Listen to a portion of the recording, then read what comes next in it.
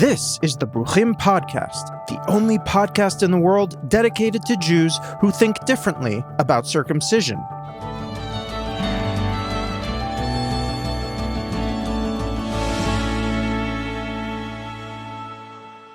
Welcome back to the Bruchim podcast. I'm your host, Eli Sargon, and joining me today from New Haven, Connecticut is our Director of Education, Max Duboff. Max, always great to talk to you. Ellie, it's so good to be here once again. I've really been enjoying this series. And from Irvine, California, our special guest today is Jeff Helmreich. Jeff is an associate professor of philosophy and law at UC Irvine, where he works on ethics and legal philosophy. And Jeff and I have done a podcast together for more than a decade now called 4 Cubits. I am proud to call him a friend, and honestly, I can't think of a better person to have on to keep us honest on this topic. Welcome, Jeff. In that case, I feel bad, but thank you. It's great to be here. Great to talk to you again. Gentlemen, 2 ethicists and a filmmaker walk into a podcast. Sounds like the beginning of a bad joke, but here we are. Welcome to the Bruchim podcast. I can only imagine what kinds of great conversations we'll get into with an intro like that, Ellie. If you're listening to this, this is the 3rd part in a series that we've been doing on the relationship and the conflicts between ethics and halakha, or Jewish law. And Max, if you don't mind catching Jeff up a little bit on what we've talked about so far. Definitely, yeah. So we've had 2 great conversations so far. In the first one, we laid out 4 possibilities for the relationship between ethics and halakha, Jewish law. So briefly, first, that ethics and halakha can conflict and halakha trumps. Second, ethics and halakha can conflict and ethics trumps. Third, that ethics and halakha can conflict and they both trump sometimes. And then fourth, that ethics and halakha can't conflict. And then we talked a bit about our perspectives on those possibilities. And then in the second conversation, we really dove deep into a view by Rabbi Ethan Tucker that seems like it's of the 4th variety, that ethics and halakha can't conflict. And we looked at its application to circumcision and talked about whether it really is a view of that sort. And today we'll have plenty more to discuss on this general theme of the relationship between ethics and halakha. Thanks so much, Max. So, Jeff, Super. Talk to me a little bit about how you feel about the way we're framing this conversation. And then, of course, I'm going to ask you what can't be fallen. So I that's a great setup. I'm really glad to be part of a conversation like that. Sounds awesome. I wonder if those 4 possibilities exhaust the space. So this is a kind of slightly geekier thing to say, but there are a couple of ways to complicate the picture, I think. There are those who might argue that ethics and halakha are independent normative domains, and there is no meta-normative domain that adjudicates between them. So, yes, they can conflict. And according to halakha, halakha trumps when they conflict. According to ethics, ethics trumps when they conflict. And there is no larger sort of system that answers the question. They're just independent normative domains. And I mention that because in the law, this is one of the possibilities you sometimes work with. Laws do not take themselves necessarily to be instrumentally justified. They take themselves to be authoritative. You do it because I said so. And very often halakha, at least on its face, seems to take that form. This is the halakha, so you do it. You don't do it because, well, halakha serves a better world, and it's a just world, and it's a beautiful system and a symphony, and we need to uphold every part. Ultimately, you're doing halakha because not only because it has normative weight, but because it has authority, which is a because I said so-ism about it. And that means that the question, why is this justified? What justifies it, and how, and is it outweighed by other considerations, is at least in its own terms off the table. So there are those possibilities where these domains do not have something to adjudicate between them. Just to see if I understand the sort of position that you're laying out as a possibility, this is quite helpful. So is the thought that there might be no fact of the matter, which one trumps, because ethics and halakha are not the sort of things that could trump each other? That's one way to diagnose what happens when they can't be resolved between them, when a clash between them can't be resolved. But that's not the only way, right? So it could just be, no, that ethics does trump according to the ethicist. Halakha does trump according to halachist. But there's nothing sort of above both. that determines which one trumps. Right. So then one problem I think we run into is the question of, are both of them making demands on our lives in a relevantly similar way? Right? Because I take it that both ethics and halakha are asking us to act, right? And we can't act in multiple ways. So it seems like the sort of position that you're laying out as a possibility is, I think, a very helpful one. But unless we then have some kind of principle of how to actually act, how to be in the world, then it's a position that would lead to more stalemate than being able to live an authentic Jewish life or something like that. I fully agree. That's exactly right. I think it is a stalemate position, but it's one of the positions I think on the menu, right? Sure. It's That's one of helpful. the views on the menu. It is a stalemate, but it raises a question that comes up a lot with discussions of halakha, which is halakha ethical? Is it? Aaron Lichtenstein has a paper on this, and others. Is halakha? Does it subsume ethics so that when the Torah and Torah law says you can't tell lashon hara, but there are these exceptions, like if it's to save a life, or if it's to shame someone who needs shaming, or who knows what, is this a halachic dispute, or is this outside the domain of halakha and it's just in this other thing called ethics that halakha may have nothing to say about? And I actually don't know. My sense would be that there's a great deal of ethics that even according to the Torah and the oral law and the written law, there's a great deal of ethics that is not taken to be part of halakha. And there's various evidence of that. I see various places of support for this. One is that the Torah tends to evaluate, and Jewish sources tend to evaluate the ethics of people independent of whether they received any commandments. So Amalek is vilified for its monstrous behavior in the desert, though it's quite clear they weren't given any particular dictates or laws against that kind of, they're taken. It's supposed to be something that decency would have dictated and that they would have known about. Abraham is taken to be great for having figured out that God's decree is, maybe God's decree, maybe what he's pronouncing, what he's planning, what he's dictating, but it's not ethical. And Abraham is protests it with Sodom and Gomorrah for that reason, because he recognizes that ethics is an independent standard by which to measure what is directly coming as God's decree. I think for these kinds of reasons, I see ethics as almost necessarily in principle outside, or at least potentially beyond the scope of halakha, and that even Judaic sources accept this. Yeah, good. But wouldn't you say that there are some cases where the Torah asks us to do something or forbids us from doing something that we really do take to be what we should do or shouldn't do, respectively? So for example, the Torah on many interpretations seems to prohibit gay sex, right? And Right. Most of us today think that that's something that we really ought not to prohibit, right? So unless you have a way of changing the halakha such that you think that that's not applicable, it really does seem like there's a conflict between ethics and halakha, right? At Yes. least one that we can feel, and maybe we can resolve it, but we feel that conflict. And certainly between what we might call the Torah and ethics, even if later halakha builds on the Torah in important ways. I think that's absolutely right. There are cases where because they are normative domains, that each demand of us, our behavior, they can conflict, and I think it's expected that they will at times conflict. But even here, there's nuance, because you might want to distinguish between the heavenly halakha and the earthly halakha. By heavenly halakha, I mean.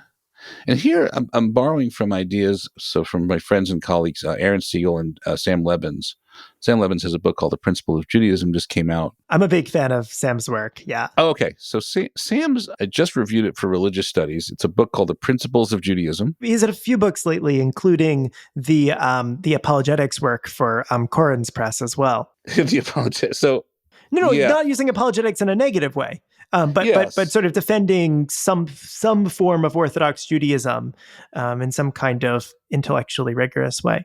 There's a distinction between what the correct halachic answer is to halachic questions as halachic decisors decide them. So you're faced with a question. Listen, I won't have enough food unless I eat this questionable chicken that might be unkosher in some way.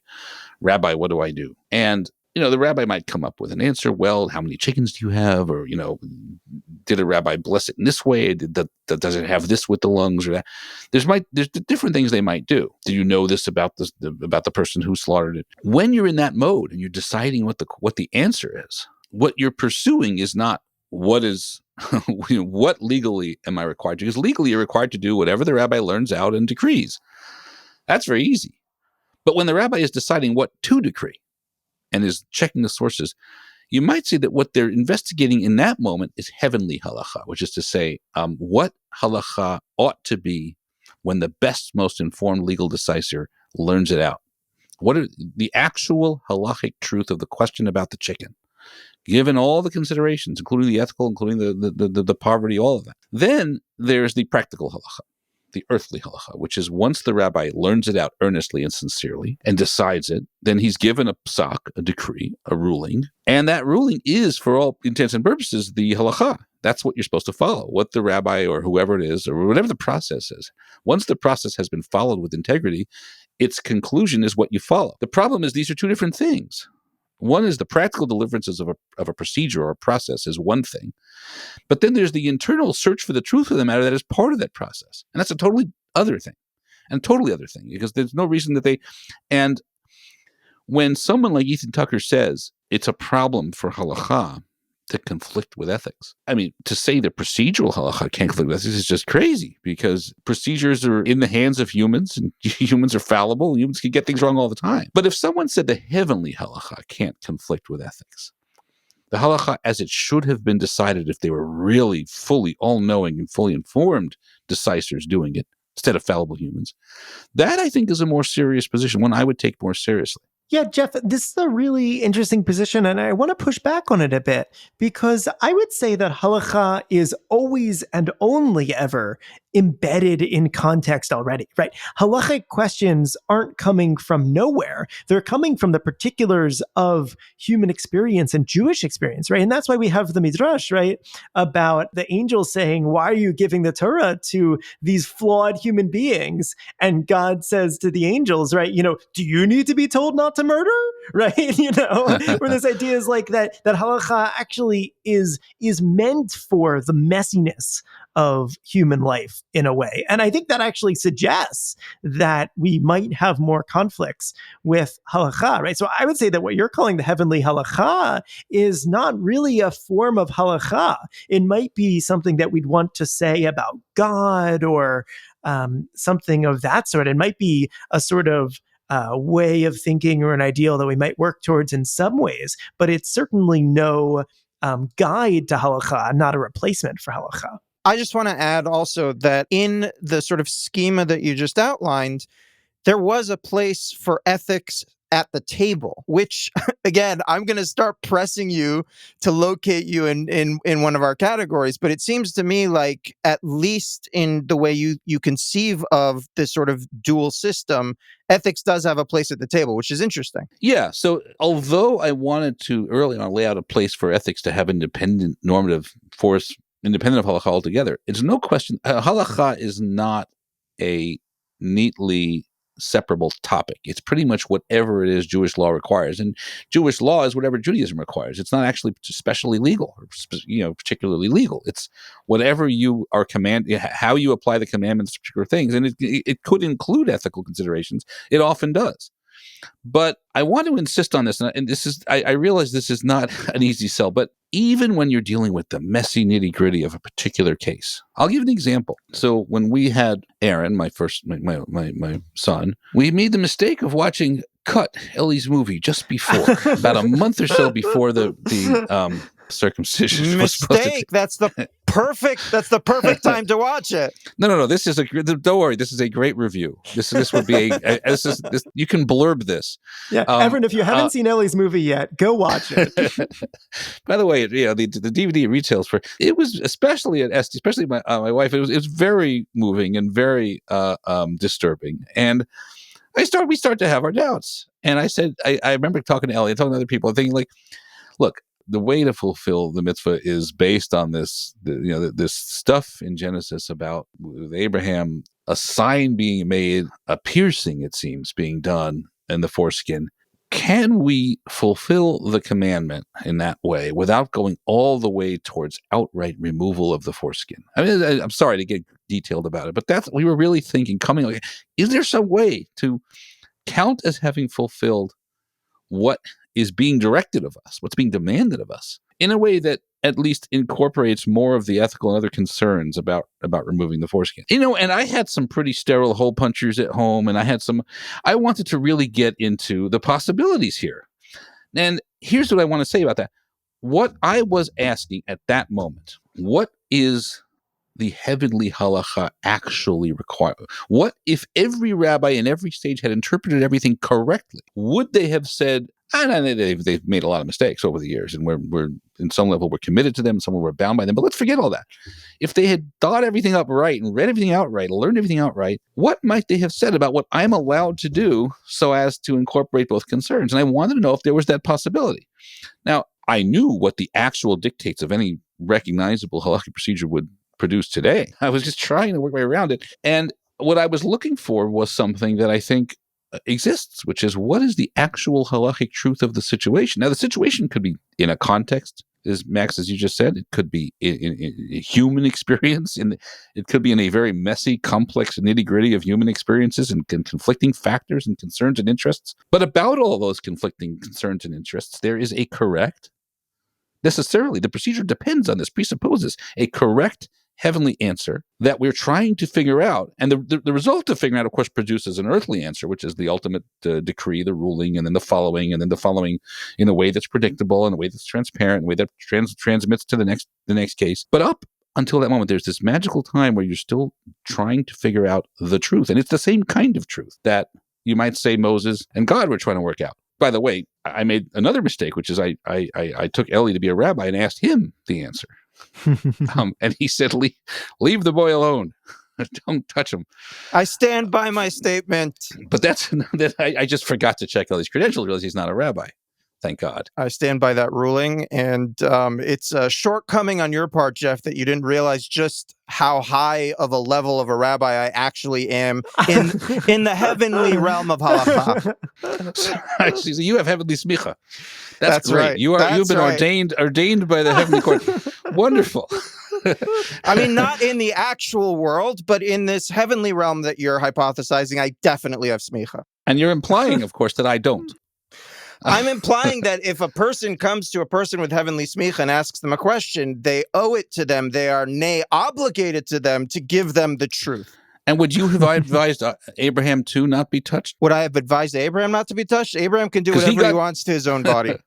All right. He was 99. It's all good. I mean, there's a lot to say about sort of what the role is of rabbis in halakha versus the role of non-rabbis. But, Jeff, I think maybe one way of putting some of what you're talking about is this question of when and how do we change halakha, right? What guides our priorities when we're thinking about halachic change, and who has the authority to make changes in normative halakha, right? Exactly. I mean, and I think that there's a bit of a problem, though, for your idea of heavenly halakha, and it's the oven of Akhnai story, right? So, I mean, there's a lot of ways to read this story, but this is Bava Metzia 59b, I believe. We learned in a Mishnah there in Kalim, if one cut an earthenware oven widthwise into segments and place sand between each and every segment, Rabbi Eliezer deems it ritually pure, and the rabbis deem it ritually impure.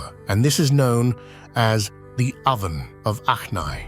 Why is it called Akhnai? Rav Yehuda said in the name of Shmuel, because the rabbis surrounded it with their statements like a snake and deemed it impure. The sages taught on that day when they discussed the matter. Rabbi Eliezer retorted with all the possible answers in the world to support his opinion, but the rabbis did not accept his argument. Rabbi Eliezer said to them, "If the law is according to my opinion, this carob tree will prove it." Suddenly, the carob tree he was pointing at was uprooted from its place and moved 100 cubits, and some say 400 cubits. The rabbis said to him, "We don't adduce proof from a carob tree." Rabbi Eliezer said to them, "This stream will prove it." Suddenly, the waters of the stream he was pointing at turned around and started flowing in the opposite direction. The rabbis said to him, We don't adduce proof from a stream. Rabbi Eliezer said to them, if the law is according to my opinion, the walls of this study hall will prove it. Suddenly, the walls of the study hall started to cave in and fall. Rabbi Yehoshua scolded the walls and said, students of Torah wisdom are engaged in legal battle here. Stay out of it.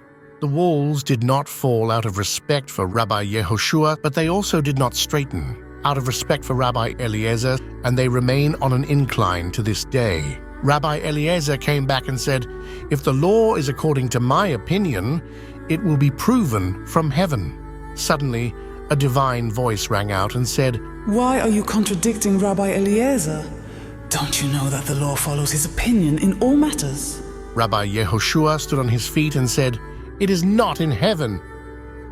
What is the relevance of this phrase from Deuteronomy? It is not in heaven in this context. Rabbi Yirmiyah says that since the Torah was already given at Mount Sinai, we do not accept legal rulings from a divine voice, for God had already written in Exodus, incline after the majority opinion. Years later, Rabbi Natan encountered Elijah the prophet and asked him, what did God do when Rabbi Yehoshua issued his declaration about the Torah not being in heaven?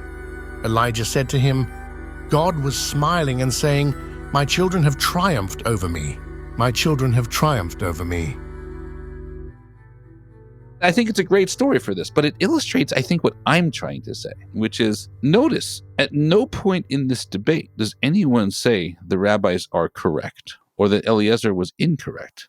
What they're saying is, once the argument about correctness is done and there's a deadlock, we need a procedure for safeguarding it, precisely because in every other case after this, there won't be a heavenly voice. So we need a procedure once the argument is over. But if anyone took this story to mean there's no heavenly truth in the first place, it's a human truth or it's man-made, there's no one truth, it's pluralistic, all that crap, if anyone went that way, then the whole story would make no sense to begin with, because there would be nothing to argue about in the beginning. There would be nothing to have an argument about, because the truth would be determined by the majority. We should just right now draw straws, or we should have an argument about what the majority is going to think. But that ignores the fact that the majority or the minority is supposed to have an opinion about something. And that's something that they use to come to a majority opinion or to come to a minority opinion can't be what the majority is going to think. It can't be anything procedural. It can't be anything especially human. It's just what does the oven actually hold? What is the actual status? So the argument has to always be about the actual truth or untruth metaphysically about the oven's purity or impurity. And the point of the story is that, and we're not going to get an answer to that. So we need a procedure. Because eventually, you try to come up with the answer, you do the best you can, but then when you're at a deadlock, we need some way. If you're going to wait for a heavenly voice, if you're going to defer to heavenly truth all the time, then arguments will never have a way of resolving, and halakha does have to apply in the earth. So we need a procedure. But don't ever make the mistake of thinking that what you do to do that procedure isn't to find the procedure-independent heavenly truth. Independent of humans, independent of procedure, heavenly truth is the only thing that the procedure itself needs you to be looking for. In fact, if you're looking for anything but that, the procedure itself doesn't work. Does it make sense? Yeah, I think it makes a lot of sense. What I would really appreciate if you did for our audience is articulate your position of how to deal with situations in which ethics and halakha conflict, and also tell us which of the four positions or some other unarticulated position you actually agree with. Okay, but Max, you brought up the story, so I didn't mean to dominate your reading of it. So if you have a different reading or understanding of it, please. No, it's great. I mean, I'm really in a lot of ways persuaded by what you were saying, that it's really important that the conversation is trying to get at something deeper when they're making these arguments about the purity of the oven to begin with. It sounds to me, though, like you're separating the role of God as truth maker, as halakha maker, or something like that, from the role of God as supporter of Rabbi Eliezer in the story. And I'm not convinced maybe by that distinction, but I think that the broader point that you're making is something that I can get on board with, and that is really important to keep in mind throughout a lot of the rest of our discussion. And really, whenever we approach these issues about ethics and halakha, that we all have to be trying to get at some kind of shared goal when we're engaging in halachic discourse. And I don't think we've, in this conversation, yet articulated what exactly that goal should be, but it is important that we're engaging in this pursuit together, and that that goal has to be idealized in some way in order to be applicable in a lot of cases and to guide our halachic thought. Yes, perfectly put. That's beautifully put. And it's a paradox in a way, because it's a human procedure whose integrity depends on, at least for part of that procedure, acting as though it's, we're doing something independent of any human procedure. The procedure's integrity depends on forgetting procedure for a moment and just trying to figure out some spiritual truth. To answer your question, Eli, in the conflict with ethics, I think that the heavenly, in the stage at which we determine, let's say we're all, because Eli at least came out as a rabbi. Let's say we're all rabbis, right? We're all decisors, and we're trying to figure out. Listen, we've got this God who, in His infinite wisdom, which we can possibly comprehend, has commanded this thing about piercing the foreskin. What should be the procedure for that? What should be the rule for that? What should be acceptable for that? And we might say, if it turns out that there's an unethical way to do this, or an ethically problematic way to do this, that certainly counts against it. The Torah, whose truth we're trying to derive here, has plenty of considerations and factors. Halacha has plenty of factors we can appeal to. There's plenty of precedents that take suffering into account, that take harming people into account, that take ways of peace in the world, and we'd incorporate that. We'd incorporate other cases and do some casuistry here. And by the way, this type of pursuit has some presuppositions, one of which is that the point that Avi Sagi makes, that halacha is a unity. Halacha is a unity. It's a human thing, but it's a unity. There's one overall, it's an all things considered question. What do the sources on balance say to do in this case? It's not like, well, Leviticus says this, Deuteronomy says this. Do you want to be Leviticus about this? Do you want to be Deuteronomy? No, you don't do that. Or Gittin says this, Baba Metzia says that, Yerushalmi says this, Babli says that. You don't do that. You treat it all, and this is somewhat artificial, I admit, as a unity, all favoring or contributing to, on balance, the all things considered answer to what to do in this case. And in that set of considerations, ethics must come into play, because it just does. It's part of the Torah. It's part of a lot, and it often does in a lot of these cases. And it will figure. Things change once that process has already been undertaken, and now we have a ruling, and it's a ruling that comes from someone designated by the process to be authoritative. And now we have a problem, because the authorities have already spoken. The Akhnai's oven story happened already, and the majority rules trumped. And now we're like, okay, you can't pierce the foreskin. You got to actually remove the whole thing. That's the procedure. That's what the procedure delivered. That's the authority, for better or worse. Now there's a different question. First of all, the procedure is human, and humans get ethics wrong all the time. Okay, but hang on. Before we move on in your description here, I just need to bring everyone's attention to something, which is that you are placing the authority of the decision-making in the past, as opposed to conceiving of it as an ongoing process. Am I getting that right? Yes. No. Yes and no. Yes. The past decision-making has authority, but no, it's not opposed to being an ongoing process. So Max asked, how do we change halacha? You're describing it as a kind of precedent, then, that it has some kind of weight. Yeah, it's a process. And depending on whether you're J. David Blythe or Joel Roth, you might have a different view of what that process is. But it's a process. And it's a process that, if the Akhnai's oven stands for anything, stands for the fact that there is a procedure that, once the procedure is followed, has a certain authority that can't be undone by re-arguing the case as though the procedure hadn't been done. But that process allows for change.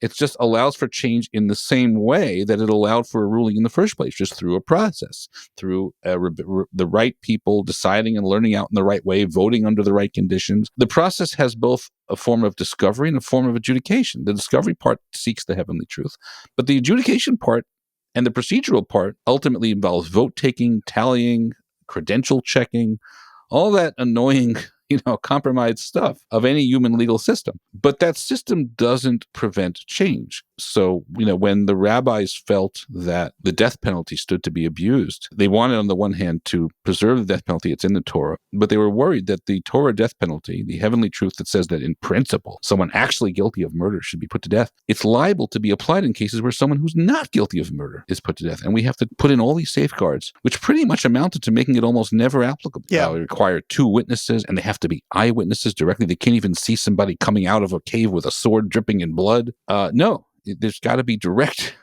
Yeah, so the rabbis, they legislated it out of existence. In effect, or almost out.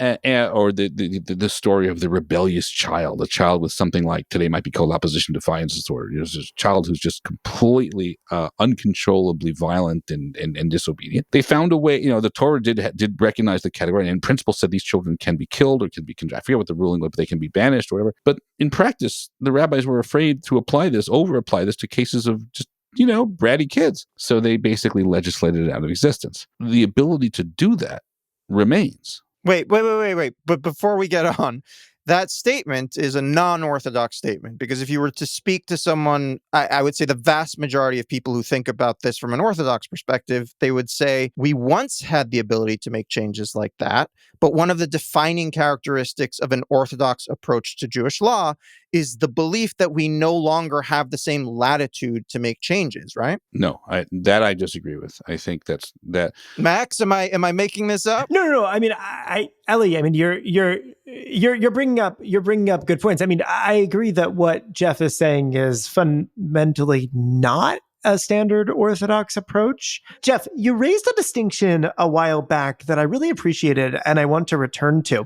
If I'm understanding correctly, you were saying that we can distinguish between issues that are in the Torah, maybe moral issues that are in the Torah, and moral issues that arise in interpretation of the Torah. Is that something that you were asserting? Because I think there's something to that, right? Now, there's a further question. Are those of a different status, right? Because clearly both of those are then moral issues in the halachic system that we inherit, but it might be the case that some of those we can rectify more easily than others. I think that would be a coherent position, even though that's probably not my position. Yes, that is the position, or that is something I was trying to say. By moral issues in the interpretation, what I mean is moral problems with the way it's interpreted. There can be conflicts between what the Torah itself, or the heavenly halakha, I've been calling it the heavenly truth we're trying to divine, what that demands of us can be morally problematic, perhaps. Though that is a deep and difficult question and presents all kinds of crises of faith. And then there's a separate question, whether how it's interpreted and applied by various past people or present people, that raises moral issues and conflicts. And I do think those are different, and how we deal with them, how we respond to them, how we try to wrestle with them are different. Yeah, I mean, I think that those are really helpful points. I mean, and definitely part of the question is going to be what the status of the Torah is with respect to its divinity, what kind of revelation it is, how timeless that revelation is. So maybe, Jeff, I'll just ask you straight up, do you think the Torah is fundamentally a human document, a divine document, somewhere in between? And how does that impact the sort of interpretation you're giving here? So, yeah, it's a hard one. You don't have to answer that if you Yes, don't want. you do. But You do have to answer that. You do have to answer it. And so I'll say I think that impacts it a lot, right? Because if the Torah is a fundamentally human document, and that's ultimately what I think, it has authority over us and it relates to the divine, but it is a document shaped by humans. And we can talk about divine imprimatur. We can talk about what makes sense for Jews at different points in history and how that relates to us today. But if the Torah is a product of its time in a particular way, then we shouldn't expect that the Torah is going to be morally perfect But that doesn't mean that the Torah doesn't have some pull over us either. And then the question becomes, well, what does that pull consist in? And there's a lot we can say about that. But so I'm really curious to hear your perspective on this, Jeff, because Eli and I have also talked about this in our previous episodes, which I hope our listeners will have already listened to or will go back to after this. Yeah, and Jeff, I had to answer this question, so you sure as hell have to answer this question. Yeah, Jeff, answer the question. No, I'm kidding. I reject the conclusion and the inference. Good, Both of those. All right. Just because you had to answer it. So first of all, my actual. I had to. Jeff, do you know what it's like for me to wade into theology? It is not a comfortable place for me, and I did it for the sake of this podcast. Thank God, no, I don't know what it's like. Thank God, I don't know what it's like. And I'm not about to find out. But here, all right. So let me answer to be totally honest about it and not to stall. I don't know for sure. I'm really not sure about how much of the Torah, where it comes from entirely. But I think that you can take it to have a divine source without thinking that every word of the 5 books as it's currently printed is from that source. This is all something that Sam in the Principles of Judaism tries to lay out. And you wouldn't know it to look at him. He has a big beard and, looks like kind of like Hasidish looking. But in fact, there are people, even within Orthodoxy, who say, look, we have to take the Torah as, at least the heavenly Torah, as what is divinely demanded of us and divinely given or delivered to us. But even as it was transcribed, first by Moses the human, then as it was collected and edited and redacted by other humans, and who knows what else? We don't know. All kinds of process by which the document we have might have been produced and altered and edited and tinkered with. So there's room for saying there is a core truth here that we take to be divine and normative and all that. And then there's the document. And the document might have been, not all of it, might be a product of its time in some respects and might be a product of human fallibility in some respects. We have to, I think, acknowledge it's very hard, I think, to avoid that conclusion. People do, but it's hard to. But I do think when we wrestle with a theological question, we can distinguish between trying to figure out what the actual halachic, normative, authoritative, divine truth is here, as compared to what various sources, documentary sources, maybe even parts of the written Torah, certainly part of the oral Torah, suggest or seem to say we should do. There is a realm in which we can be even more pure than that and try and figure out what is really being demanded of us here. To talk this way is to admit of a category where there's some maybe heavenly or divine or some just purely authoritative, normatively binding truth about what ought to be done. Should we circumcise in some way? If we're going to eat meat, should it be in this way or that way? What role should people, what role should this or that have in our lives? Some of the answers we find in what we take to be the Torah are supposed to be, I think, not seen as just, well, that's what the past leaders decided for whatever their reasons, and we respect the integrity of the process, so we're going to go with it as much as we can. On some level, I think, for it to be religious, I think we do have to be taking ourselves to be dealing with a greater truth than that. But I don't think it's necessarily identical with what's written in the document called the Torah. Jeff, in our first conversation, Max articulated a very personal position that he has with regards to these issues, in which he made a distinction between meaning and truth, in which meaning is something that he gets from kind of halachic frameworks in his life, but he separates it almost categorically from ethical truth. And I'm wondering, first of all, Max, did I get that right? And also, Jeff, what do you think about that? Yeah, that sounds correct to me. I need to hear more. I'm not getting it yet. Yeah, so here's one way of putting it, right? That halakha doesn't aim at truth, right? That when we're engaged in trying to figure out halakha, we're not trying to figure out some kind of metaphysical fact about the world, which sounded like maybe it was some of your position about halakha earlier. Yes. But rather, my position is that when we're engaged in halakha, we're trying to figure out something like, what does God ask of us? And then how can we live an authentic Jewish life or something like that? How can we find meaning in the world? How can we live a good life, right? And part of what living a good life is that it's a meaningful life. And halakha helps us achieve that by structuring our lives in certain ways. But of course, a good life is also subject to all sorts of ethical constraints. And so that's part of why I think that halakha and ethics can't ultimately conflict. Can't ultimately? Yeah, I hold that position. But then the thought is that living ethically alone isn't all that we want out of sort of a good life. And halakha really helps us get there.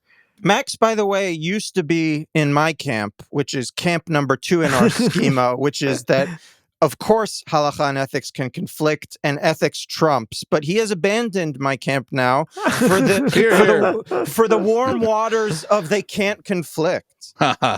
So I think heavenly halakha most of the time can conflict and can't deeply conflict. Oh, and if it can conflict, there is a meta normative truth within either heavenly Torah or heavenly halakha that says go with ethics. But that's much rarer and much more difficult and much more problematic than the cases where I think they can conflict, which is the deliverances of halakha, the procedure, the output of the procedure. And I do think, I like the idea that ultimately halakha is not a purely abstract pursuit of certain metaphysical truths, like, the actual metaphysical kosherness or not of some, piece of some item, or the actual impurity or not of some oven, that it's about living a certain way, and it leads to a way of life, and it leads to a more meaningful way of life. And I think that is true. But I think the paradox is that it is only true if that's not the reason you take necessarily only to be doing it. So I think that if kashrut, for example, being kosher, leads to a more meaningful life or leads to a certain kind of discipline, it only does so if you do it on its own terms, quite apart from the instrumental value you're taking from it. So this is where I think New Age religion might go wrong, which is, religion leads to meaningfulness, and transcendence, but it doesn't do that if you're doing it to get to transcendence and meaningfulness. It's sort of like, for it to play the role it plays, it needs to be taken to be independently true. I think that's just the way it works. Again, yeah. So I think that we are asking a metaphysical question when we ask if something's kosher, even if a benefit of asking is that it gives us a meaningful life. And when we ask what's required of us circumcision-wise, I think the same thing. We're asking a metaphysical question: what is this actual weird Torah dictate? What was intended to be required of us? I think that, again, Torah values are not identical to halakha for all the reasons I've been saying. And one of those values you see with Abraham, who's, I think not coincidentally, the person who had the Brit Milah, who had the first circumcision. But he also, like, when a Torah dictate seemed to be monstrous to him, he did not feel obligated to pursue it. And even when he did, I don't think I think there's a reason why Moses is even more highly elevated in the Torah than Abraham. Because Moses, when Abraham couldn't come up with a good legal argument, he was silenced. Moses, when he was told, I'm going to destroy all the people and they deserve it, Moses didn't care if he had a legal argument. He was going to argue against the monstrous conclusion, period, using whatever he can. He was going to tell God he's going to have bad PR, God, you're going to suffer, God, you're going to have a bad... Moses was the highest ideal. When he was bothered ethically by the dictates of what God wanted, he challenged it. And I think if I were in cases where if I thought circumcision, as it's currently practiced, was actually ethically abominable, and I thought I was going to give real severe harm to my child, I wouldn't have done it. I would not do it. I would say, look, I know what halakha demands. I don't know if halakha allows me an exception here. And probably I'll be sinning, but sometimes you got to take one. Sometimes you got to bite the bullet. Sometimes you take a sin. And I will take the hit, the halachic hit. Maybe even I'll lose a place in the next world. Who knows? I'll take the hit to avoid doing something monstrous. And I take as my idol, my model in that, Abraham and Moses, and the general halachic and Torah tradition of challenging, of saying, God, you can't really mean this. You wouldn't mean this. It's only because I didn't think that ethically about circumcision in particular that I didn't go that route. But and even there, I was moved enough by the kind of considerations that you all raise to try to come up with a way to have my cake and eat it too, and see if there's a way I can do something less than outright, circumcision as it's now practiced, to try and do what was done in the Torah. I was trying to find a way to have it both ways. If I couldn't, I think I was going to end up saying, look, if I don't think this is ethically a travesty, I can live with it. But if I did, had I viewed circumcision the way, for example, you do, Eli, I wouldn't have done it.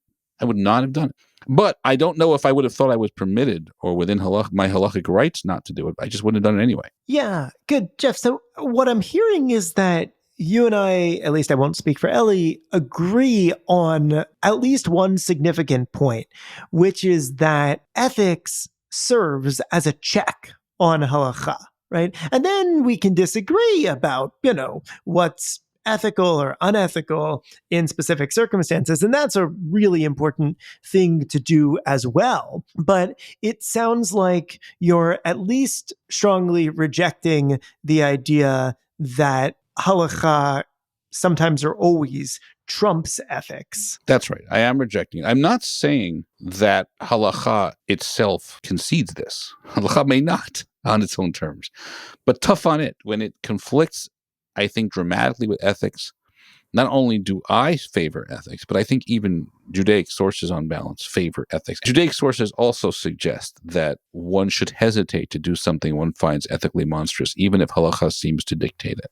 There's different levels of that. So, for example, killing somebody who might be innocent, I think, was an emergency, and they had to come up with ways to legislate around that. Having a ritual process that seems to subordinate one gender over another, or seems to subordinate one orientation over another, that's a problem. But that might be the kind of problem where we work more slowly to change the system. It's not asking me to discriminate against a woman or a gay person, thank God, in some way. If it were, I wouldn't do it.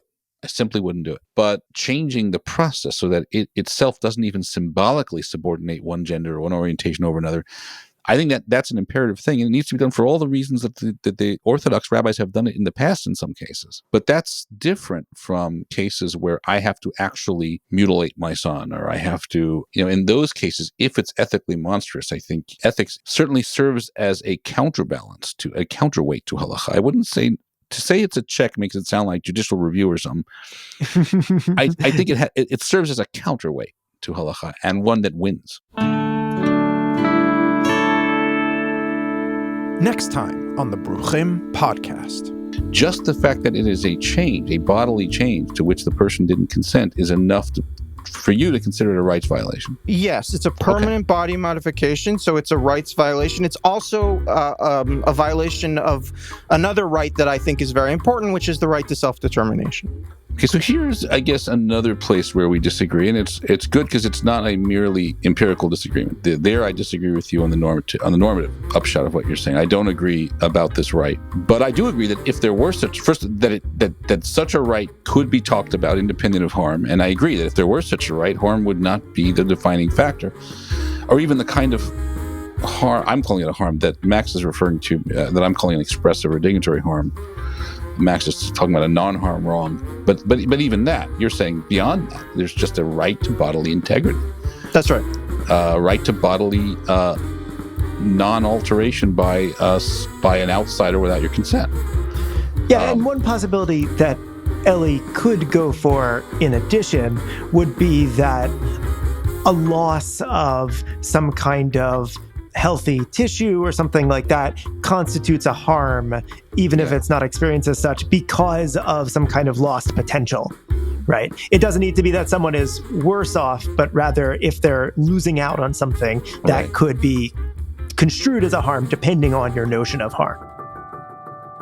Thank you for listening to the Bruchim podcast. If you like what you've heard here, please go on over to our website, bruchim.online, that's BRUCHIM.online, and consider supporting our organization. We're a 501c3, so all donations are tax deductible. If you have any questions or comments, feel free to email us at info@bruchim.online. Stay safe, stay healthy, and lehitraot.